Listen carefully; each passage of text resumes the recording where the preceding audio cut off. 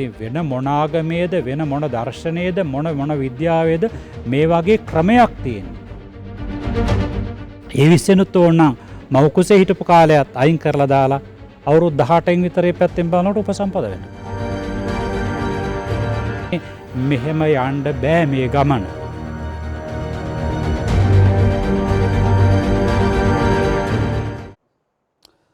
නමෝ තස්ස භගවතෝ අරහතෝ සම්මා සම්බුද්දස්ස නමෝ තස්ස භගවතෝ අරහතෝ සම්මා සම්බුද්දස්ස නමෝ තස්ස භගවතෝ අරහතෝ සම්මා සම්බුද්දස්ස.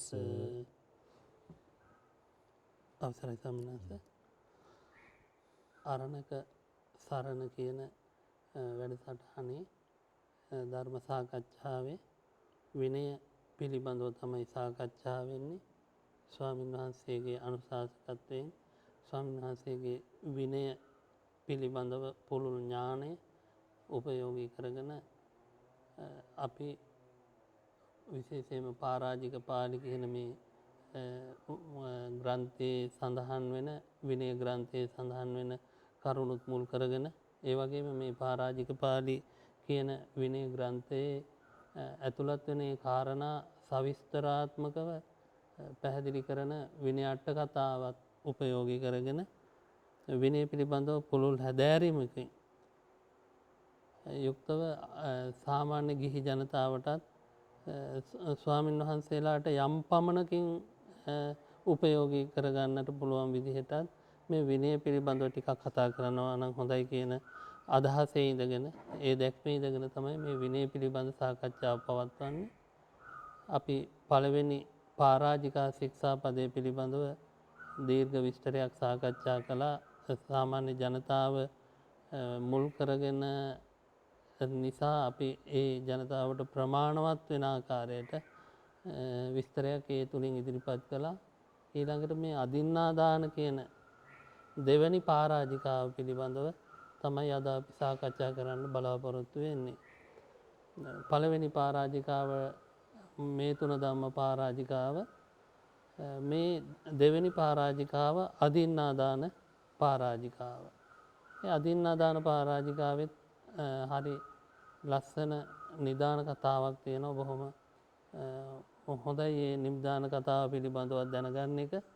ඒ නිදාන කතාව දැනගන්නකොටම අපට පුළුවන් භික්ෂුවකගේ විනය පිළිබඳව බුදුරජාණන් වහන්සේ මොන ආකාරයෙන්ද ඒ භික්ෂූන්ගේ පැවැත්මට තමන්ගේ ජීවිතය ඒ වුවමනා ප්‍රමාණයට තමන්ගේ ජීවිතය සංවිධානය කරගන්න. අවශ්‍යතාවයන් සංවිධානය කරගන්න කියන කාරණය දැන් ඉදිරියට කතා වෙනවා. තව බොහෝ කාරණාවලට මූලාරම්භය ලැබෙන තැනක් තමයි මේ අදින්නාදාන පරාජිකාව. අර භික්ෂු ජීවිතයේ අවශ්‍යතාවන් සම්පිණ්ඩනය කරගන්න ආකාරය, අවශ්‍යතාවයන් කළමනාකරණය කරගන්න ආකාරය. ඉතින් ස්වාමීන් වහන්සේ දැන් මෙතන අදින්නාදාන පරාජිකාව පටන් ගන්නේ යෝපන භික්ඛු අදින්නම් තෙය්‍ය සංඛාතං ආදීය යතහරූපේ අදින්නාදානේ රාජානචෝරං ගහෙත්වා හනෙය්‍යුන්වා බන්දෙය්‍යුන්වා පබ්බාජෙය්‍යුන්වා චෝරෝසි බාලෝසි මූල්හෝසි තේනෝසීති තථාරූපම් භික්ඛු අදින්නම් ආදියමානෝ අයම්පි පරාජිකෝ හෝති අසංවාසෝ. ශික්ෂාපදයේ එහෙමයි තියෙන මේ මූල පඤ්ඤාතිය ගාමාව ආරඤ්ඤාව කියලා අනුප්‍රඥප්තියක් සමග දෙවෙනියට මේ ශික්ෂාපදය තව විස්තරාත්මකව තියෙනවා. දැන් මේ මූල ප්‍රඥාප්තිය ගැන විතරයි මුල් ශික්ෂාපදය තමයි මේ අපි ඉදිරිපත් කරගත්තේ. එතකොට සංස දැන් මෙතන යෝපන භික්ඛු කියන එක අපි දන්නවා යම් කිසි භික්ෂුවක්. ඊළඟට මෙතන කියනවා අදින්නම් තෙය්‍ය සංඛාතං ආදීය. අදින්නම් තෙය්‍ය සංඛාතං ආදීය අයම්පි පරාජිකෝ හෝති අසංවාසෝ කියලා කෙටි කරලා අපිට ගන්න පුළුවන්. යම් කිසි භික්ෂුවක් හිමියා විසින් නොදුන් දෙය සොරසිතින් ගත්තොත් ඒ භික්ෂුතෙම පරාජිකා බවට පත් වෙනවා කියන එක. එතකොට මෙන්න මේ අදින්නම් තෙය්‍ය සංඛාතං ආදීය කියන එක තව විස්තර කරන්න තමයි අර යථාරූපයේ අදින්නාදානයේ රාජානෝ චෝරංග හෙත්වා හනේයුම් ඒ විස්තරය යන්නේ. දැන් එතකොට අපි අදින්නන්තය සංකහතන් කියන තැන ඒ තේරුමත් එක්කම මේ විග්‍රහයට බෑගත්තොත් හොඳයිනේ එතන. හැම දෙනාටම තෙරුවන් සරණයි. දැන් මේ වැඩසටහන අරණක සරණ යන තේමාව ඔස්සේ එක වෙලුම් වශයෙන් ඔබ වෙතට එන්නේ. නමුත් කිය යුත්තක් තියෙනවා. දැන් මේ වැඩසටහන ඇත්තට මේ අර ගිහි අයටත් යම් ස්වාමීන් වහන්සේලාගේ යම් තරමකට විනය පිළිබඳව වැටහීමක් එන ලෙසට සහ ඒ ඔස්සේ වැඩිපුර හොයන කෙනෙකුට තවදුරටත් ඒ කාරණු කාරණා සොයාගෙන යාමට උත්තේජනයක් ඇතිවන ලෙසටත් තමයි මේක කෙරෙන්නේ. මොකද මේක විනය සාරාංශයක් කොටින්ම කිව්වොත්. අපි දීර්ඝ විස්තරයක් විනය පිළිබඳව පරාජිකාපාලේ ඉඳලා දැනට අපි පරාජිකාපාලේ නිසංගි කාණ්ඩේ අටකතා සහිතව ස්වාමීන් වහන්සේලාට මුල ඉඳලා අගට යනකල් විචාර සහිතව ඉගැන්වීමක් කරනවා. ඒක වරින් වර YouTube එකට නිදහස් කරනවා අවශ්‍ය කටයුතු සිද්ධ කරලා. දැන් මේක විනය පිළිබඳව සාරාංශයක්. ඒ අනුව දැන් අපි යම් විස්තරයක් කරගෙන ඇවිල්ලා පළවෙනි පරාජිකාව ගැන අපි කතා කළා. ඉතින් පරාජිකාවකට පරාජිකා 4ක් තියෙනවා උපසම්පදා ස්වාමීන් වහන්සේ නමකට. ඉතින් ඒ 4න් එකකටපත් වුණොත් ආය මේ ජීවිතේ මහානකමින් නැගිටිනවා කියන එක උපසම්පදා භික්ෂුවක ලෙසට කවදාකවත් කරන්නට බෑ. ඉතින් එතකොට දැන් අපි පළවෙනි එක කියව මෛතුන සේවනය පිළිබඳව කාන්තාවක සමග මෛතුන සේවනය කිරීම පිළිබඳව ශික්ෂාපදේ කීවා. ඒ තත්ත්වයටපත් වුණොත් ඒ භික්ෂුව බෙල්ල කැඩිච්ච මිනිසෙක් නැවත ප්‍රකෘති කරන්න ජීවත් කරවන්නට බැරිවා වගේ එතනින් ඉවරයි. දැන් අද සුගතවංශ ආයස්තුන් මේකේ මේ මුලට ගත්තේ එතකොට අදින්නාදාන පරාජිකාව 1 2 3 මනුස්ස ඝාතන පරාජිකාව 4 ධානා මාර්ගඵල තියෙනවා කියලා ලෝකයා රවටලා ලාභ ලෝභ ලැබීමෙන් සිද්ධ වෙන ඒ විනාශය ඒ පරාජිකාව දැන් අද සොරකම පිළිබඳව. ඉතින් සමහර කෙනෙක් අහනවා දැන් ගිහි අයගේ පංචශීලයත් එක්ක පිළිවෙලට ගොනු කරනකොට උපසම්පදා භික්ෂුවකගේ එතකොට මුලටම අරන් තියෙන්නේ ප්‍රාණඝාතය නෙමෙයිනේ. අන්න ඒ වගේ විවිධ අහනවා. ඒ පෙළ ගැස්මයි මේ පෙළ ගැස්මයි. ඒ කියන්නේ අපේ පරාජිකා සංඝාදිශේෂ පච්චිති ඊළඟට සුද්ධ පච්චිති පාටිදේශනීය සේකියා මෙහෙම යනකොට අර දැන් ගිහි කෙනෙකුගේ ශික්ෂාපදවල බරපතල විදියට පෙළ ගැස්විලා තියෙන ක්‍රමයට වඩා වෙනස් නේද කියලා අහනවා. මගෙන් අහලා තියෙනවා. ඒක හරි. ඒක පරාජිකා 4 දිහා බලනකොටත් පේනවා. දැන් අපි කියනකො දැන් භික්ෂුවක් කියනකො දැන් මෛතුන සේවනය කරලා එයා පරාජිකා වුණා. තව භික්ෂුවක් මිනිස්සෙක් ඝාතනය කරලා පරාජිකා වුණා. බලන්න එතකොට දැන් සිවිල් නීතියෙන් අනුසයෙන් ගත්තොත් එහෙම සාමාන්‍යයෙන් කියනකො දැන් ඒ කාන්තාවක් දූෂණය කරන එක පාපයක් තමයි. නමුත් ඒ පාපයේ කර්මය ගත්තට පස්සේ ඒක එක්තරා විදිහකට අර මනුෂ්‍ය ඝාතනයක පාප කර්මයේ තරම් බරපතල නෑනේ. අන්න එහෙම තියෙනවා එතකොට. නමුත් සිවිල් නීතියෙන් ඒක බරපතලයි. සිවිල් නීතියෙන් බරපතලයි. මේ දෙකටම මරණීය දඬුවම ඕන නියම කරන්නට පුළුවන්කම තියෙනවා. නමුත් සිවිල් නීතියේ ක්‍රමයයි බුද්ධ නීතියේ කර්මානුරූපව දඬුවම් ලැබෙන ක්‍රමයයි මේ දෙක දෙකක්. ඒක පටලවා නොගත යුතුයි. මේ දෙක පටලවා නොගත යුතුයි. ඉතින් එහෙම ගත්තට පස්සේ දැන් අදින්නාදානය ඊළඟට අපිට ගත්තොත් එහෙම කියනකො දැන් අපි උතුරු මිනිස්දම් කීම වාගේ දෙයක්. සිවිල් නීතිය හමුවේ එක සැලකිල්ලකට භාජනය වෙන්නෙම නෑ නේද එතකොට. ආන්න එකයි.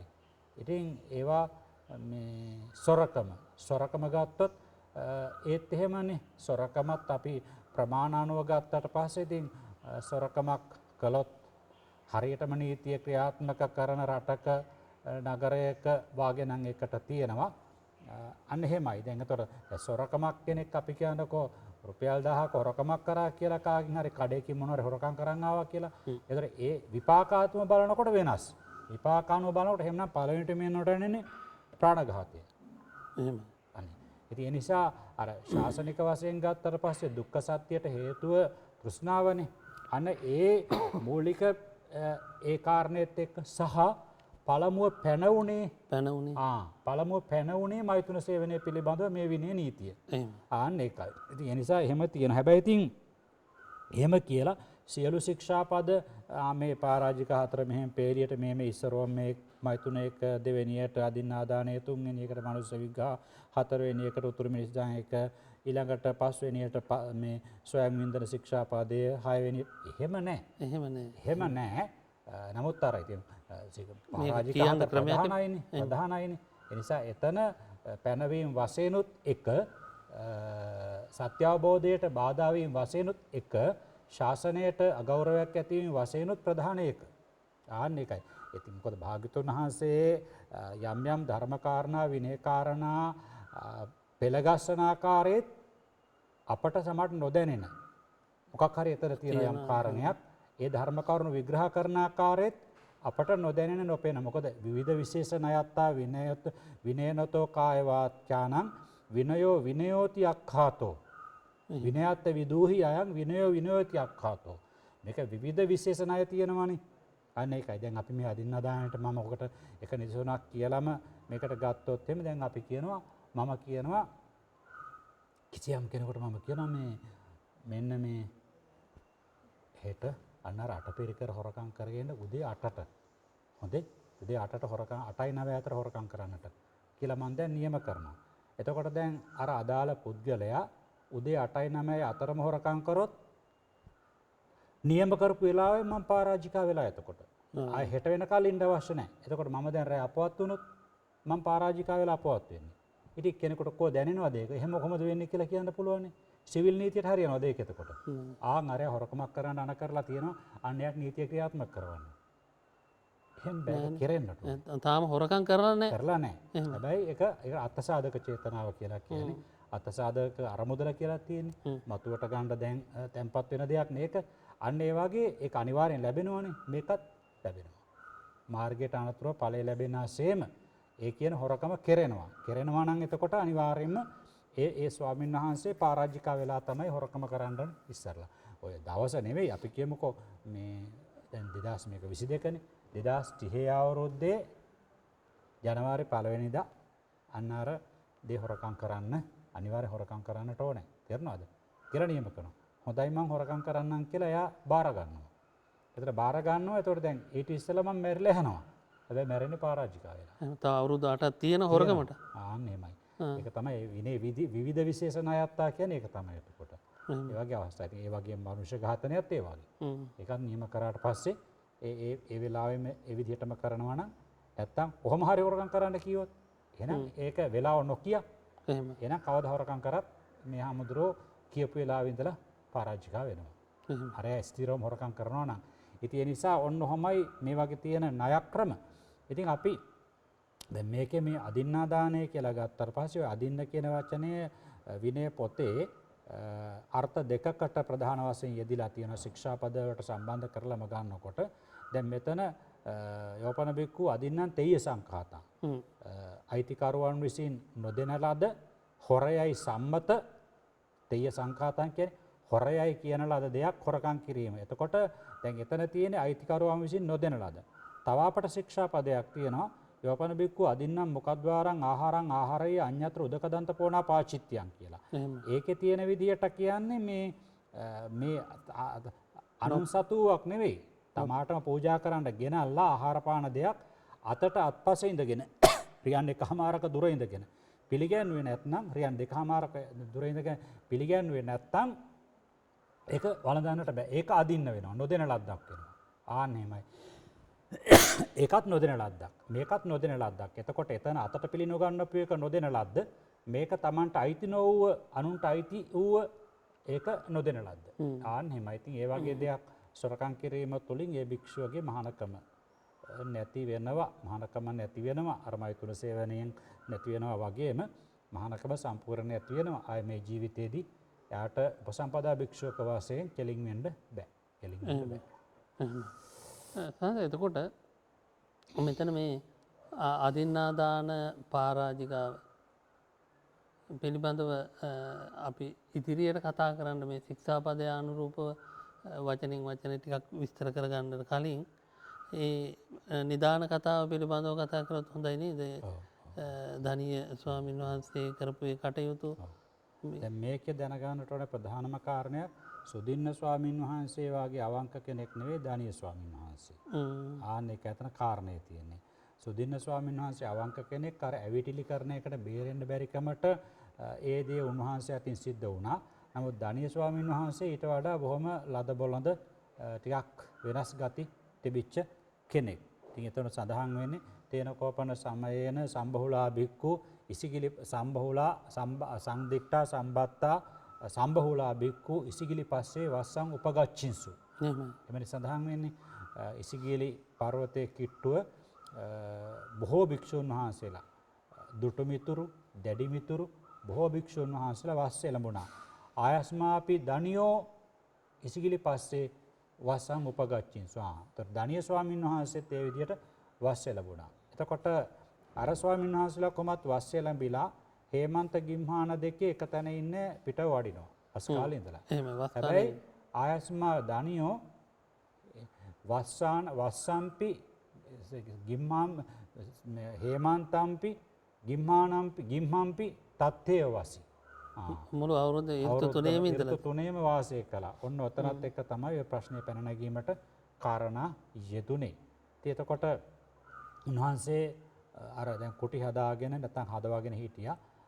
ඉතින් මේ තන කොළ වලින් සකස් කරගෙන හිටියා. ඉතින් ඔය කවුද තල් කොළ වාගේ පොල්ලතු වාගේ ඒ වගේනේ එහෙම හදාගෙන හිටියා. ඊට පස්සේ ඉතින් උපාසකම්මලා දරට ආවට පස්සේ ඒගොල්ලන්ට දරතරන් ආස කරන දෙයක් තවත් නැහැනේ. උපාසකම්මලාගේ එක ඉතින් අදක් තියෙනවානේ.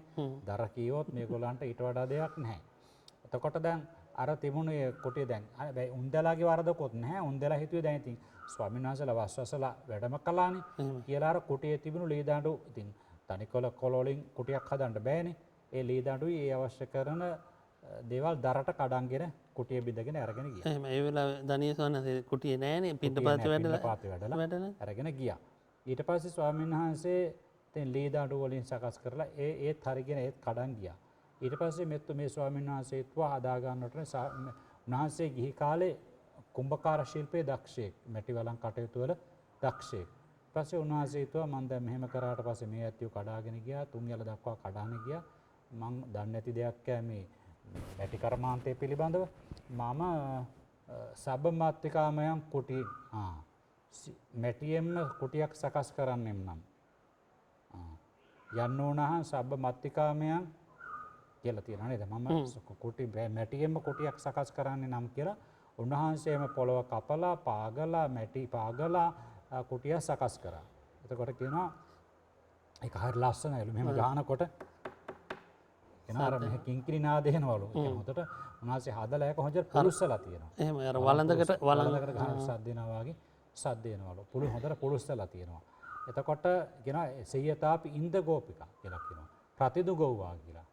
රතිදුගෝවාගේ පාටයි කියලා කියනවා. කිංකිණි සද්දය ඇහෙනවා කියනවා. හුලම් පාර එහෙම වදිනකොට එහෙට මෙහෙට වදිනකොට ඒ සද්ද එනවලු. ඉතින් ওই සිද්ධියේදී තමයි ඉතින් අර බුදුරජාණන් වහන්සේ චාරිකා වඩිනකොට දැක්කා. ඉතින් ඇහැව්වා මේ අර කුටිය කාගේද කියලා වරේ සීතාපි ඉඳ කියලා කිව්වා. ඊට පස්සේ සුදින්න හාමුදුරුවෝ මේ ධනිය හාමුදුරුවන්ගේ කියලා කිව්වා. දැන් මේ මිනිස්සයා මේ එතකොට මේ මැටි පාගලා පොළොව කොටලා කුටියක් හදලා.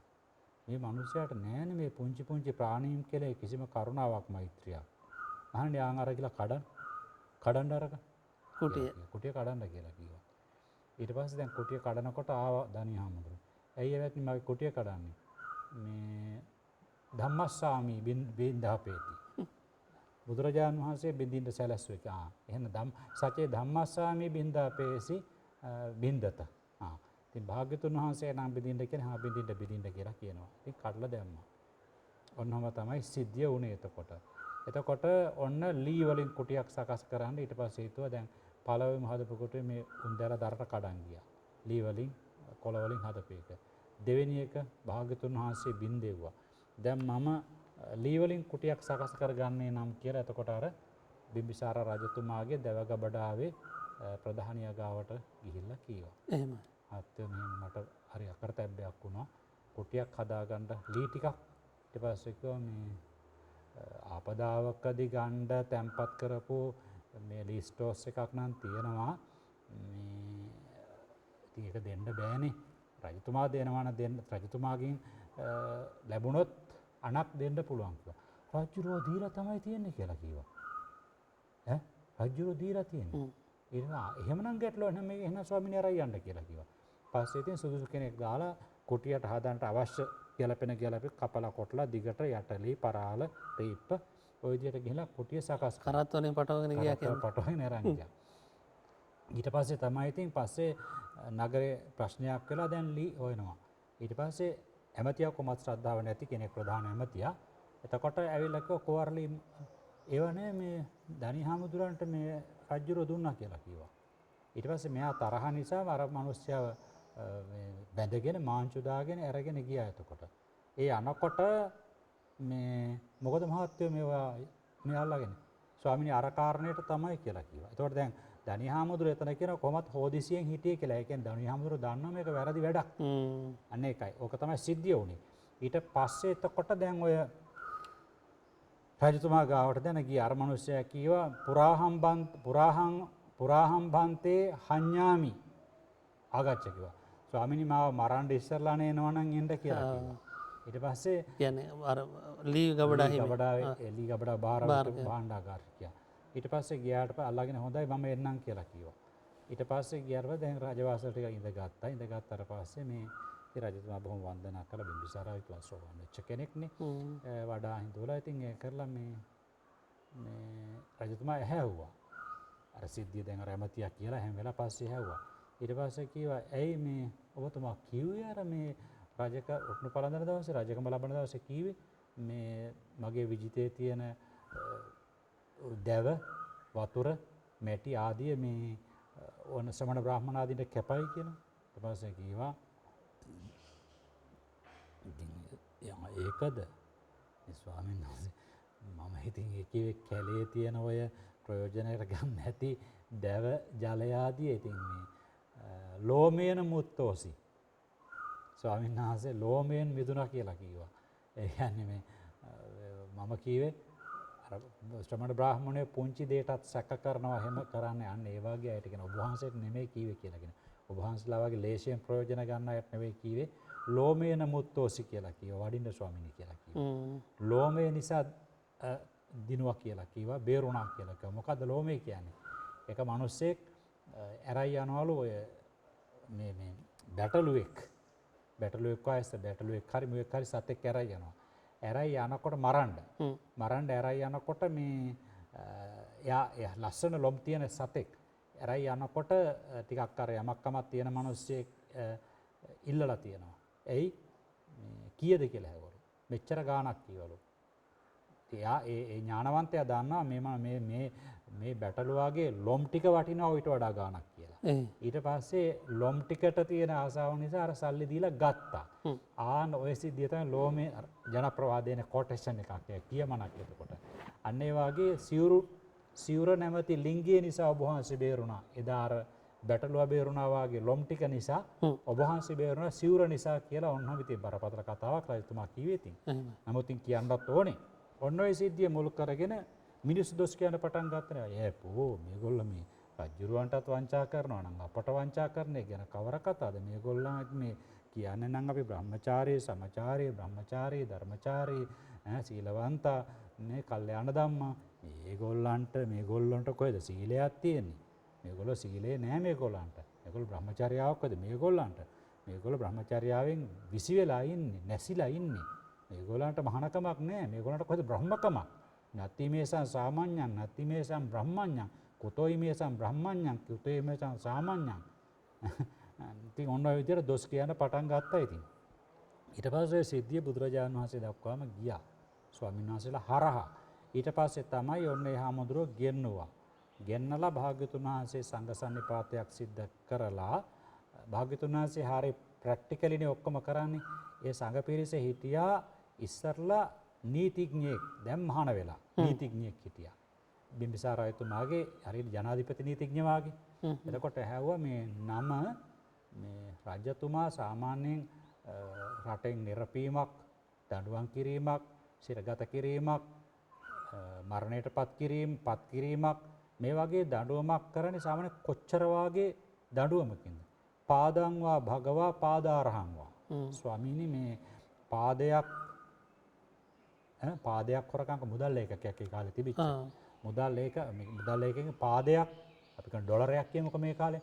ඩොලරයක් නැත්තම් ඩොලරයකට ඒක මම නිදසුනක් ගන්න වටිනාකම ඒකයි කියන එක නෙවෙයි. නැත්නම් ඩොලරයකට වටිනාකම් ඇති මූර්ත ද්‍රව්‍යයක් හොරකම් කරොත් ඒ වගේ දඬුවමක් දෙනවා කියලා කිව්වා. ඊට පස්සේ අන්න බුදුරජාණන් වහන්සේ ලෝක විවහාරයේ පිහිටාගෙන පෙර බුදුවරයන් වහන්සේලා පරාජිකාවක් පණවන්න කොච්චර වටිනාකමක්ද ගන්න කියලා ඒකත් එක්ක සම්බන්ධ කරලා ගලපලා අන්න ශික්ෂාපදේ පැනෙව්වා. එහෙම සංසමි දැන් ඔය දනීය ස්වාමීන් වහන්සේගේ කතාවස්තුව අනුව බලනකොට දැන් බලන්න උන්වහන්සේ මූලිකම වරද තමයි වස් කාලේ ඉවර වෙලා අනිත් ස්වාමීන් වහන්සේලා චාරිකාවේ වැඩම කළා බුදුරජාණන් වහන්සේත් එක්ක. උන්වහන්සේ චාරිකාවේ වැඩම කළේ නැහැ. වස් 4 මාසෙත් ඒ කුටියේම වැඩ හිටියා. ඊළඟට හේමන්ත ගිම්හානේ අනෙක් ඍතු දෙකෙත් එතන මාස 8ත් ඒ කුටියේම හිටියා. එතකොට අවුරුද්දක්ම ඒ කුටියේම වැඩ ඉඳලා තියෙනවා. එතකොට උන්වහන්සේ දැන් අර උපාසකම්මලා වුණා හිතන්න ඇතිනේ දැන් අනිත් ස්වාමීන් වහන්සේලා හැමෝම දැන් මේ වැඩම කරලා දැන් මේවා පාළුවට ගිහිල්ලා කියලා හිතලානේ කඩන්න නැත්තේ. එතකොට එතන ආවාස ලෝභය උන්වහන්සේට ඒ පැත්තෙන්. එතකොට උන්වහන්සේ එක තැනක රැඳිලා ඉඳීම දැන් ඒ රැඳිලා ඉන්න පුළුවන්කම තියෙනවා. නමුත් දැන් මේ වගේ සංසිද්ධිත් එක්ක අපිට ඒ ගැන ටිකක් හිතන්න වෙනවා. මොකද බුදුරජාණන් වහන්සේත් වැඩියා නම් අනිකුත් ස්වාමීන් වහන්සේලාත් වැඩියා නම් ඒකම උන්වහන්සේගේ වැරද්දක් කියලා අපි ඒ පැත්තෙන් බලනවා. අනිත් එක තමයි ඊගාවට අර තමන්ටම කියලා මැටියෙන් ගයක් හදා ගැනීම. දැන් අපි තමන්ටම කියලා කුටියක් හදා ගැනීම වරදක් නෙමෙයි. ඒක ඒ වෙනකොට ශික්ෂාපද මොකුත් තිබුණෙත් නැහැ ඊට අදාළව. නමුත් උන්වහන්සේගේ අර ආවාස මච්චරිය ආවාස ආසාව ඒ පැත්ත. ඊට පස්සේ බරපතලම දේ තමයි අර රජතුමාගේ වචනය එතුමා තමන් රජකම ලබන වෙලාවේ අභිෂේක දෙන වෙලාවේ සියලු ශ්‍රමණ බ්‍රාහ්මණයන් උදෙසා ගරුත්වයෙන් දීපු පොරොන්දුවක් ඒක. අවසරයක් ඒක. මගේ රාජ්‍යයේ ඉන්න ශ්‍රමණ බ්‍රාහ්මනාදීන්ට මගේ විජිතේ තියෙන ජලය වතුර ජලය මැටි ලී ආදිය අවශ්‍ය විදියට ප්‍රයෝජනයට ගන්න පුළුවන්. එහෙම කිව්වා මිසක් මේ නගර ගුප්තියට තියෙන දේවල් ගන්න පුළුවන් කියලා නෑනේ අවසර දීලා නෑනේ. එතකොට දනීය තෙරුන් වහන්සේ ඒක හොඳටම දන්නවා. දැන තමයි මේ වංචාව කරලා තියෙන්නේ. එතකොට ආන්න එතනින් තමයි අපි මැනගන්න ඕනේ මේ පරාජිකාවට නැත්නම් භික්ෂුවක් හොරකමට යන්නේ කොතනදීද කියන එක. නේද? අර සංසිද්ධි මාලාවත් එක අර චරිතයක් ඒ හොරකමට හැඩගැහෙන හැටි ඒ හොරකමට ඕන ආකල්ප සාමාන්‍ය චරිතයක ඉස්මතු වෙන විදිහ. එතකොට එතන තමයි අපට පාඩම තියෙන්නේ. භික්ෂුවකට වේවා ගිහි කෙනෙකුට වේවා කාට වුණත් අපි කවුරුත් කෙලෙස් සහිත මිනිස්සුયો තමයි. මේ කෙලෙස් අපේ අවදි වෙලා අපි ක්‍රමානුකූලව වැරදෙට පෙළඹෙන්න බලපාන සාධක තියෙනවා අපේ චරිත ලක්ෂණ. ඒවා අඳුරගෙන ඒවට පිළියම් කරගන්න මූලික වෙන්න ඕනේ කියන තැන. එතකොට තේය සංඛාත කියන එක පැත්තකින් අදින්න දේ දුන්නේ නැහැ, අයිතිය පවරලා දුන්නේ නැහැ. අනිත් අතින් තේය සංඛාතං නොදුන්න වස්තුවක් ආදියය හොරකම් කරගෙන තියෙනවා කියන විග්‍රහය තමයි එතන තියෙන්නේ නේ සන්නද. ටිකින් ටික මනස් වෙනස් වෙලා ගිහිල්ලා අර තරම් දුරට ගියා ඒ තෘෂ්ණාවනේ. දැන් මෙතන හොරකම සිද්ධ වෙන කෙලින්ම ලෝභ හිතෙන් තමයි මෙතන සිද්ධ. දැන් ඔය විනේ තියෙනව නේද? පොඩි දේවල් පොඩි ශික්ෂාපද ආරක්ෂා කර ගැනීම බොහොම ගෞරවෙන් ඒක ආරක්ෂා නොකළොත් ලොකු දේවල් වලට සිදුරුවෙන් ඒක ඒවටත් අත ගහන අන්තිමට ඒක ටිකක් පැහැදිලි කරනවා හොඳයි කියන අපේ දැන් පණ්ඩිත ස්වාමීන් වහන්සේලා ඒකනේ ඔය හැමදේම ගොඩින්ම රැකෙනට අවශ්‍ය කරන ටික දාලා තියෙන නේද? දැන් අපි ගත්තොත් එහෙම හැම දෙයකදීම දැන් අපි සිවුරු පොරවන එක බලන්න.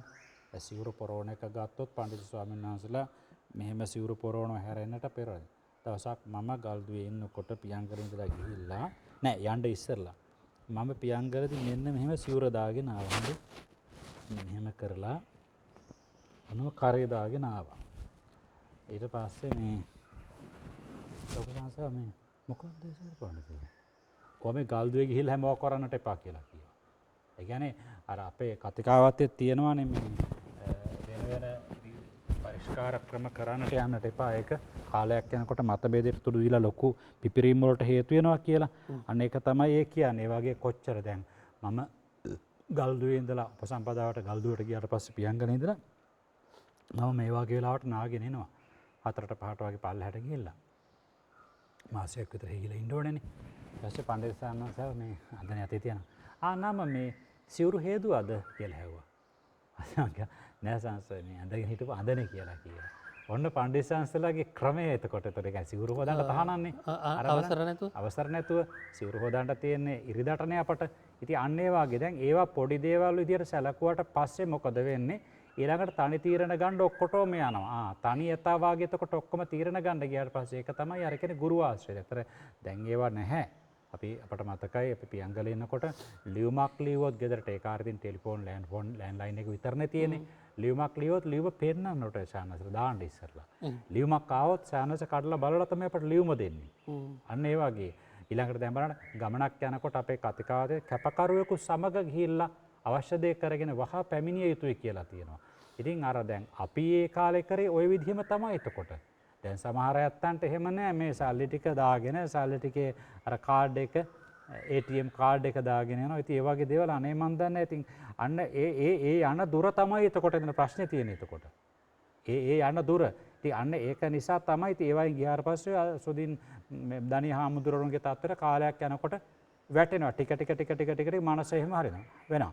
දැන් බලන්න අපිට සාමාන්‍යයෙන් කොහෙ ගියත් 11 පහ වෙනවා වාගේ දැනෙනකොට දැන් බඩගින්නක් එච්චර නැති වුණත් එක පාරටම 12 පහ වෙනවා නේද කියලා 11:00 වෙනකොට නම් ආය කියන්නේ වෙලාව අපිට පැය භාගයක් වළඳන්න යන්නේ නැහැ. ඒක මහා පුදුම විදියට මනසට තෙරපුමක් කරනවානේ. නමුත් ඒ සමහර අයත් ඉන්නවා සමහර අරණ්‍ය වලට ගියාට පස්සෙත් ඒගොල්ලන්ට එහෙම ගාණක් නැහැ. කියන්නේ මම දවසක් අපේ තැනකදී වගේ ඇත්තෙකොට මේ බණ කියන්න බාර දීලා 11:45 වෙනකොලොත් පොයි දවසේ බණ අනුමෝදනාව. යාර මිනිස්සු කන්නේ කීයටද එතකොට? සිල්ලයිට දාන දෙන්නේ. මම දැන් 11:00ට පණිවිඩයක් කිව්වා මේ අං ඇරත්තන බණ නතර කරන්න කියන්නේ. ඇයි 100ක් සිල් පිර සාමාන්‍ය පොය එකක් එනවනේ. ඒතකොට මේ මිනිස්සු බෙදාගන්නේ කීයටද? ඉතින් මට පස්සේ ආරංචි වුණා මම නැති පොයකදී මියත්ත 12 මේ බණ කියලා 12 කාලටලු මිනිස්සුන්ට කෑම ගන්න හම්බුනේ. අර පන්සල් ක්‍රමේනේ.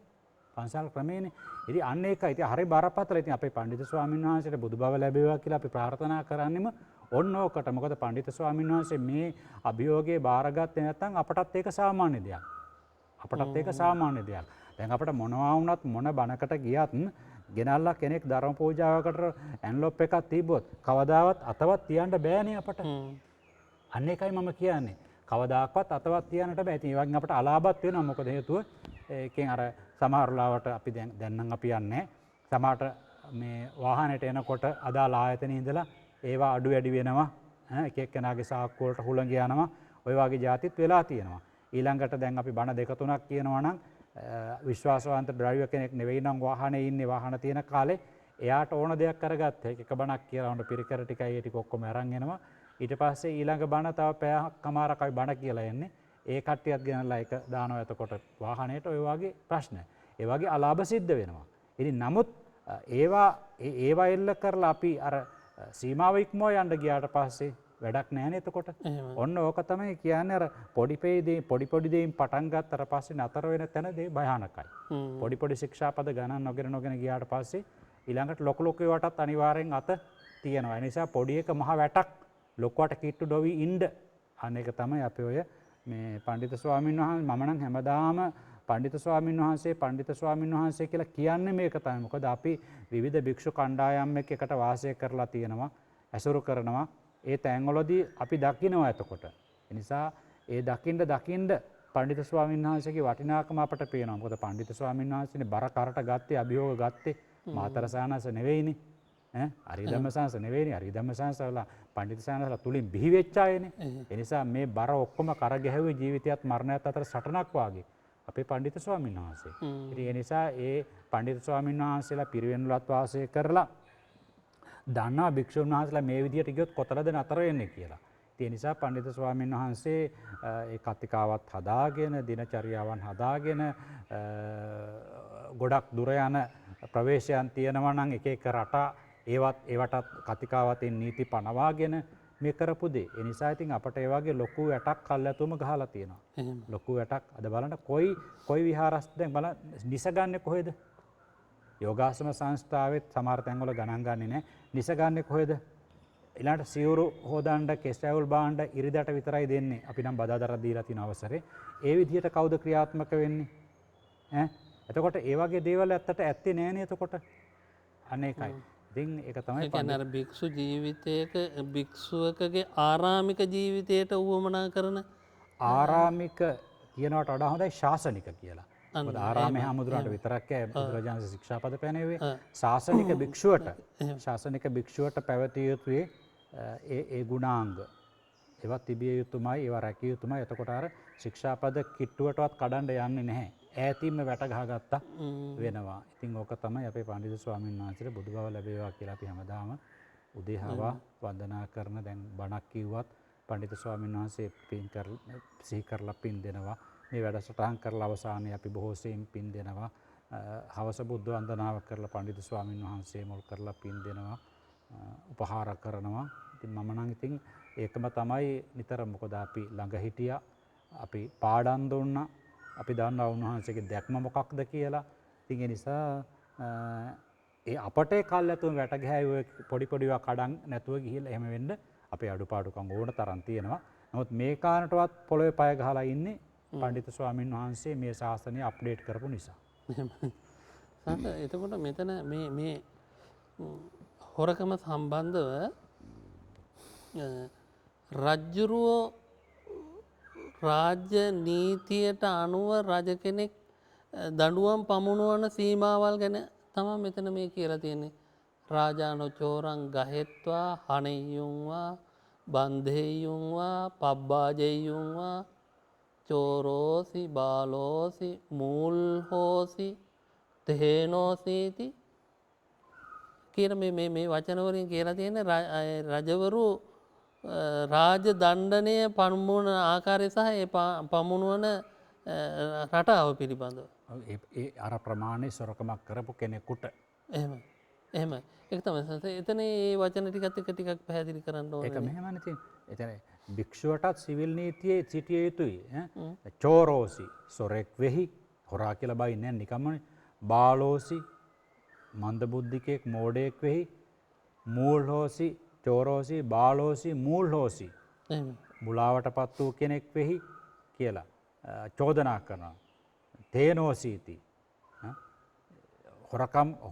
සොර දෙයක් සොරකම් කරපු කෙනෙක් වෙහි කියලා දැන් මේ විදිහට චෝදනා කරනවා.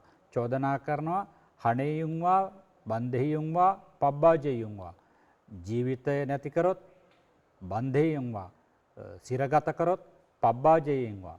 රටෙන් නිරපීම කළොත් කරනවා නම් අන්න ඒ මට්ටමට ගියෙකුට හොරකමක් කරාට පස්සේ එහෙම වෙනවා නම් අන්න ඒක ප්‍රාමාණිකත්වයෙන් ගන්න හාමුදුරු කෙනෙකුත් කරා නම් එයා පරාජිකා වුණා. ඒතර පරාජිකා වීම වෙනම එකක්. සිවිල් නීතියෙන් දඬුවම් දෙනවා නම් ඒක වෙනම. ඒක නතර කරන්නේ බුදුරජාණන් වහන්සේ. සිවිල් නීතියෙන් දඬුවම් දෙනවා නම් එපා මගේ අත්තෝ ඔය කරන්න එපා. කොයි වෙලාවකවත් භාගතුන් වහන්සේ ඒක කරන්නේ නැහැ. හැබැයි රජවරු මැති ඇමතිවරු ජනතාව එහෙම කරන්නට එපා හාමුදුරුවරුන්ටනේ. ඒගොල්ලෝ ස්වේච්ඡාවෙන් එහෙම නිදහසක් දෙන එක එදත් තිබුණා. දණීය ස්වාමීන් වහන්සේට උනේ. ඔව් ඒකත් එහෙමයි. තවත් ඔය ගොඩාක් තැන්වල සඳහන් වෙන්නේ. දැන් අපි ගත්තොත් අර මේ ගොඩ වැරදි කරලා ආවිලා මහාන වෙන්නේ ලිඛිතකෝ ආදි වශයෙන්. දැන් ඒගොල්ලෝ උනත් අන්තිමට අල්ලන්න යනකොට අන්න අර අපේ හොරකම් කරපු මිනිස්සයා අවල් දෙක හොරකම් කරේ ආන්න මහාන වෙලා අල්ලගමු කියලා. එපා දැන් මහාන වෙලානේ ඉන්නේ. එහෙම කරන්න යන්නට එපා. අන්න එතකොට පේනවනේ එතකොට අර නමුත් ඒව වළක්වන්න බුදුරජාණන් වහන්සේ පෙළඹෙන්නේ නැහැ. මොකද සිවිල් නීතියට අත තියන්නේ නැහැ බුදුරජාණන් වහන්සේ. එහෙම යන්න බෑ මේක. එහෙම කරන්න ගියොත් හරි වැඩේනේ. ඕන කරන දාමරික ඕනෑම දෙයක් කරලා මේක රිංග ගනි. ඒවා කරන්නට බෑ. ඒ නිසා සිවිල් නීතියෙන් දඬුවම් දෙනවා නම් ඒක ඒගොල්ලෝ දෙයි. ඒක හොඳ නැහැ හාමුදුරු කෙනෙකුට කියලා හිතෙනවා නම් ඒක එහෙමයි. ඉතින් අද වුණත් එහෙම නේද? දැන් අද අපේ රටේ වුණත් ඒ වගේනේ සමහර වෙලාවට හාමුදුරුවරුන්ට යම් ඔය අලිහොරකම් ගැන එහෙම පහුගිය කාලේ ප්‍රශ්න ඇති වුණේ. ඒවා නිකම්ම නෙමෙයිනේ. එතකොට ඒ වගේ දේවල්ට දඬුවම් දෙන්නත් ඕනේ. අනිවාර්යෙන් දඬුවම් දෙන්නත් ඕනේ. ඉතින් ඒගොල්ලෝ ස්වේච්ඡාවෙන් හිතලා හාමුදුරු කෙනෙක්නේ කියලා එකෙන් වැළක්වෙනවා නම් ඒකත් හොඳයි ඉතින්. ඒකත් හොඳයි. කියන්නේ බුද්ධ නීතියේ යයි සිවිල් නීතියයි අතරේ සමානකමුත් තියෙනවා අසමානකමුත් තියෙනවා. එහෙමයි. කිසිසේත්ම සිවිල් නීතියට අනුගත නොවී සිටිය යුතුයි කියලා අපේ නෑ නේද? සමහර ආගම් වල ආගමෙන්ම තියෙනවනේ සිවිල් නීතියට ගන්න නැති ඒවා. ඒගොල්ලෝ නීති හදා ගන්නවා. ඔව්. එහෙම බෑ අපේ බුද්ධ නීතිය සිවිල් නීතියට යටත් වෙලා රටේ පුරවැසියෙක් වෙලා පුරවැසියෙක් වශයෙන් ජීවත් වෙමින් තමයි සීලය ආරක්ෂා කරන්න තියන්නේ සනස් ඔව් මූලික ඒ ආචාර ධර්ම. අර අනුජානං භික්ඛවේ රාජානං අනුවත්තිතුන් කියලා දේශනයක් තියෙන එකක් තියෙනවා. ඉතින් ඒ නිසා ඒ වගේ තැන්වලදී එහෙම සැලකිලිමත් විය යුතුයි. අනික සිවිල් නීතිය කඩන මට්ටමට භික්ෂුවට යන්න වෙන්නේ නැහැ බුද්ධ නීතිය අනුතුල හිටියන. කර්මානුරූපව බොරු චෝදනාවක් කරලා ඕනනම් දෙයක් කරන්නට පුළුවන්. ඒක ඉතින් කාට කරන්නත් පුළුවන්. බිම්බිසාර රජතුමා මොනවා කරාටද අන්තිමට හිරබත් කාලා නොවිදිනා දුක් විඳලා මැරුණේ. ඉතින් එහෙම වෙන්නට පුළුවන්. අර කැලණිතිය කවුද අපේ අර ස්වාමීන් වහන්සේ තෙල් කටාරමේ දාලා උන්වහන්සේ ඝාතනය කළේ. උන්වහන්සේ මොන වරදක් කරාටද? ඒක උන්වහන්සේගේ පරණ ජීවිතයක වරදක්. කර්ම අකුසල කර්මයක. ඔයගොල්ලන් මහරහතන් වහන්සේ ගුටි කාලාන්තිමට පිරිනිවන් පෑවේ. ඒකයි. ඒවා වෙනම කතාවක්. කෙසේ නමුත් යම් භික්ෂුවක් බුද්ධ නීතිය තුළ ඉන්නවා නම් ඒ නීතිය සිවිල් නීතියට වඩා 10000 ගුණයකින් මානුෂීයයි ප්‍රජාතන්ත්‍රවාදී. එනිසා ඒක තුළ ඉන්නවා නම් කවදාක්වත් දැන් අපි සාමාන්‍ය හිතලා බලන්න. ඔන්න කාන්තාවක සමග එහෙම එකට ඉන්න යන්නේ නැහැ. සොරකමක් කරන්නේ නැහැ. මනුෂ්‍ය ඝාතනයක් කරන්නේ නැහැ. ඊළඟට බොරු කියන්නේ නැහැ. දැන් එතකොට කොහොමද එතකොට හාමුදුරු කෙනෙකුට වෙන විදිහට දඬුවම් දෙන්නේ? දැන් භික්ෂු කාන්තාවක අතවත් ගන්නෙ නැහැ. කාන්තාවක් සමග නරක වචන කතා කර ඉන්නෙත් නැහැ. ඉතින් කාන්තාවකට බලපෑම් කරන්නේ නැහැ මට මෛතුන සේවනය දෙන්නට කියලා. ඊළඟට සතෙකු ඝාතනය කරන්නේ නැහැ. ඉතින් මේ බලන්නකො ඒතර පැහැදිලිව තියෙනවානේ ඔක්කොම ශික්ෂාපද හැම්මෙන් එකතු කරලා ගන්නකොට සිවිල් නීතියෙන් සිවිල් නීතිය වගේ 10000 ගුණයක හික්මීමක් මෙතන තියෙනවා. එහෙම. එතකොට ඒකෙන් සංස චරිත සංවර්ධනය. චරිතවත් භාවය එතනින් වර්ධනය වෙන එක පැත්තකින්.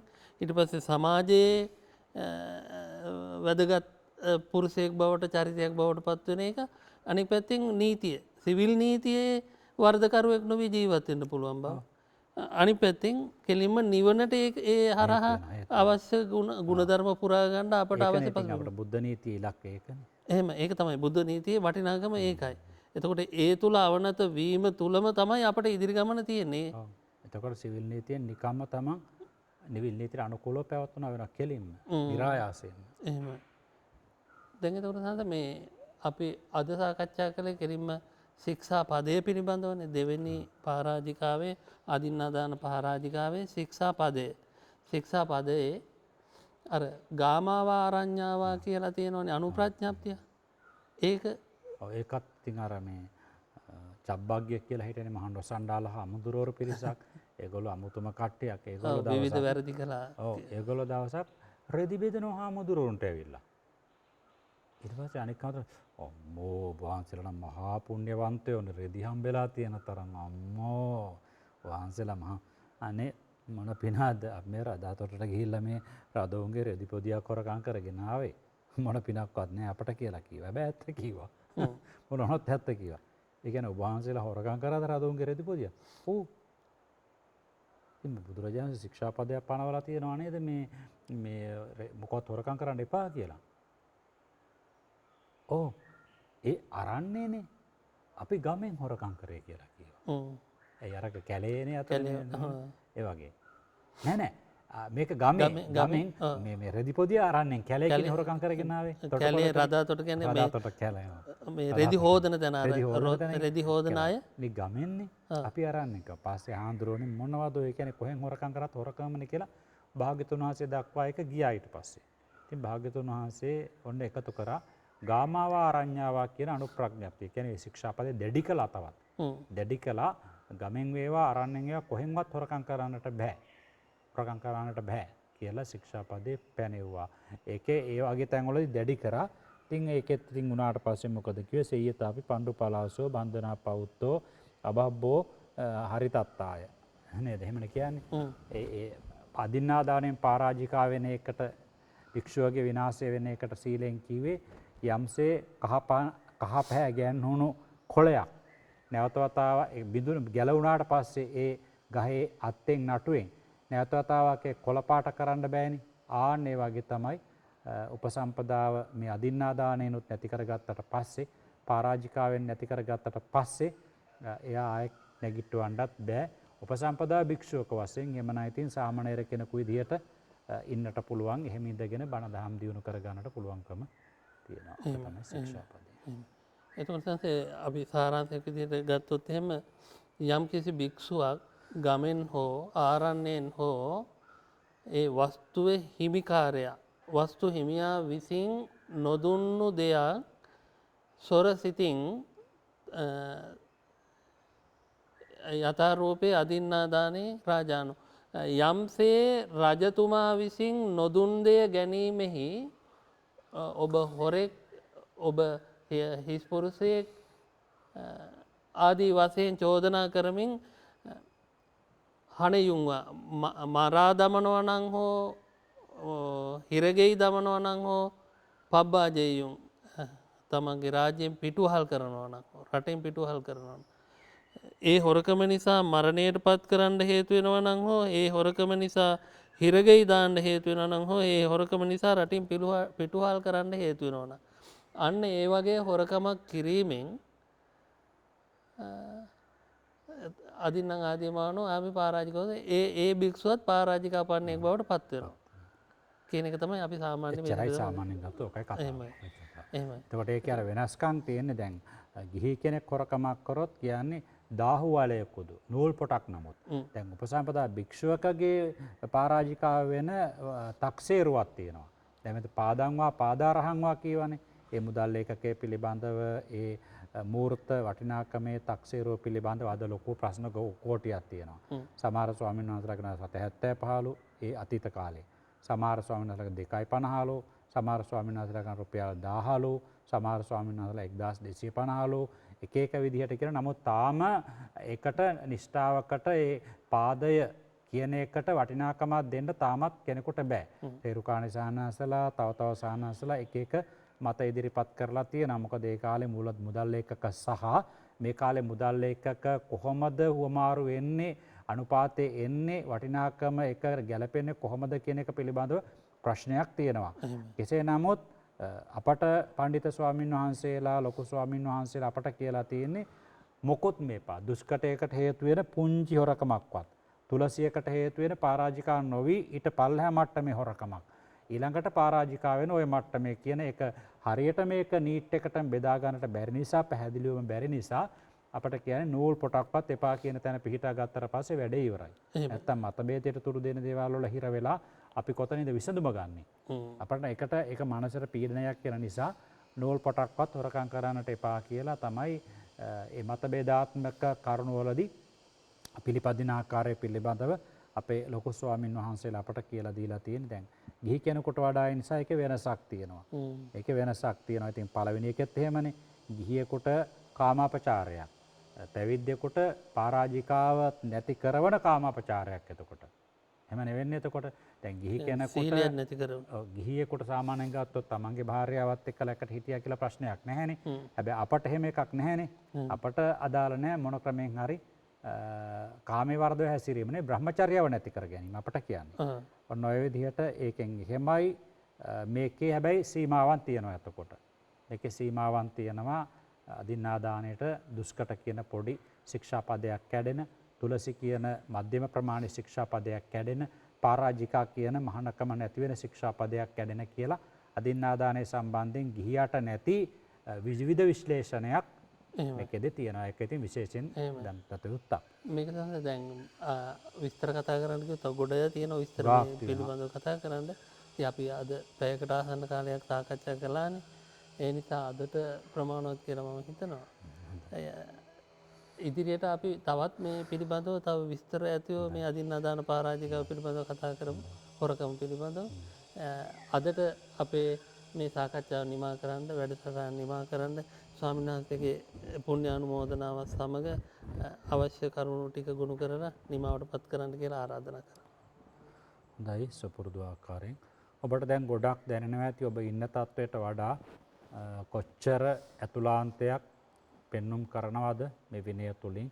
නිසා විනයෙන් තමයි ශාසනීය ආයුෂය කියලා භාග්‍යවතුන් වහන්සේ දේශනා කළේ. ශාසනය පමණක් නෙවෙයි මොනම තැනක වුණත් පිළිවෙලකට පිරිසිදුවකට හොඳ ප්‍රතිඵලයක් දක්වා යෑමට නම් එතන අවශ්‍ය කරනවා පිළිවෙලට පිරිසිදුවට විනයක් ඇතුව කටයුතු කිරීම. ශාසනයට ඒක විශේෂයි සුවිශේෂයි. නිසා අදත් සුපුරුදු ආකාරයෙන් මේ ධර්ම සාකච්ඡාව ඉදිරියට ගෙන ඒමට ප්‍රශ්න ඇසීමේ පරාසය නියෝජනය කළේ පූජනීය නවගත්තේගම සුගතවංශ ස්වාමීන් වහන්සේට බුද්ධ ආදී රත්නත්‍රය ආශිර්වාදය ප්‍රථම කොට ප්‍රාර්ථනා කරනවා. ඒ වගේම මේ වැඩසටහන් හැම එකක්ම ඔබ වෙත ගෙනීමට තාක්ෂණික කටයුතු වල යෙලෙන්නේ අමිතිරිකර පොඩි ස්වාමීන් වහන්සේ. උන්වහන්සේටත් මෛත්‍රී කරනවා, සෙත්මෙත් ප්‍රාර්ථනා කරනවා.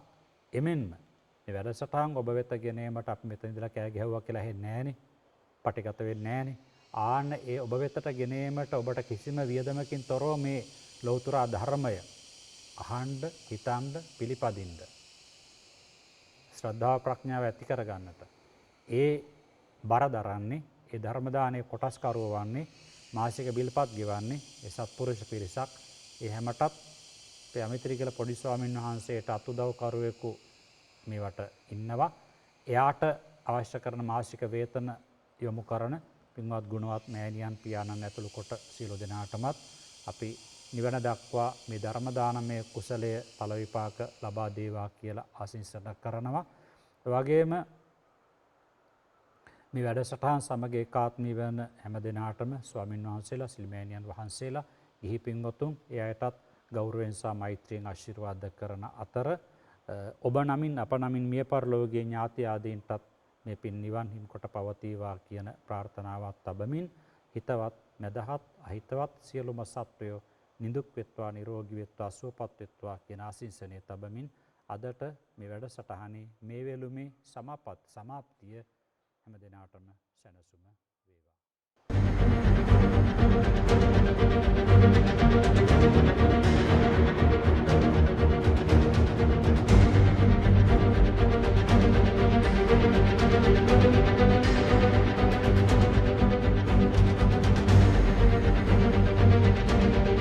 ඉතින් වෙන මොන ආගමේද, වෙන මොන දර්ශනයේද, මොන විද්‍යාවේද මේ වගේ ක්‍රමයක් තියෙනවා. ඒ විශ්ෙනුත් ඕනනම් මව් කුසේ හිටපු කාලයත් අයින් කරලා දාලා අවුරුදු 18න් විතර මේ පැත්තෙන් බලනකොට උපසම්පද වෙනවා.